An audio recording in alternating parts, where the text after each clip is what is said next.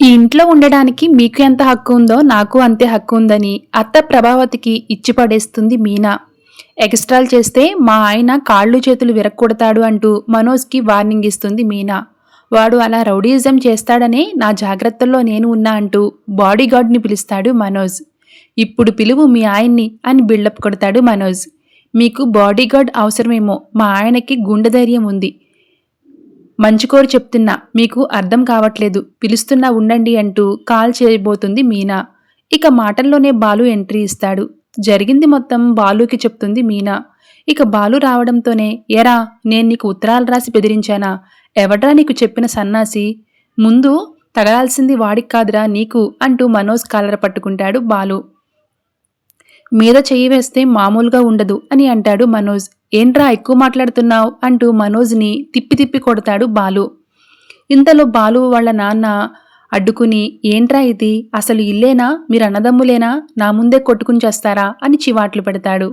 మరి లేకపోతే ఏంటి నాన్న, నేను వీడికి ఉత్తరాలు రాస్తానా అని అంటాడు బాలు.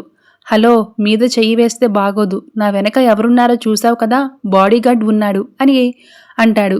ఏంట్రా బాడీగార్డ్ అంటూ బాలు చెయ్యి లేపేసరికి ఆ బాడీగార్డ్ వచ్చి బాలుని పట్టుకుంటాడు. బాలుకి సుర్రుమని కాలి బాడీగార్డ్ని ఒక గుద్దు గుద్దుతాడు. దెబ్బకి వెళ్ళి మనోజ్కి అంటుకుపోతాడు బాడీగార్డ్. అప్పడమైపోతాడు మనోజ్. కాపాడండి అంటూ అరుస్తూ ఉంటాడు మనోజ్.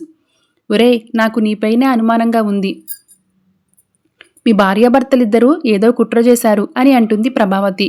మేం ఏదైనా చేయాలనుకుంటే మా ఆయన ఓ గుద్దు గుద్దుతే చాలు, మీ ముద్దుల కొడుకు మంచినీళ్ళు కూడా అడగడు అని అంటుంది మీనా. ఏంటే నువ్వు మాటలతోనే మీ ఆయన గుద్దులతోనూ చంపేస్తారా, లేకపోతే వీడు నాకు గుండెపోటు వస్తుందని రాస్తాడా అని ఫైర్ అవుతుంది ప్రభావతి. గుండెపోటు గుండు ఉన్న వాళ్ళకి వస్తుంది, అసలేం జరిగింది అని అడుగుతాడు బాలు. అప్పుడు రోహిణి జరిగింది మొత్తం చెప్తుంది.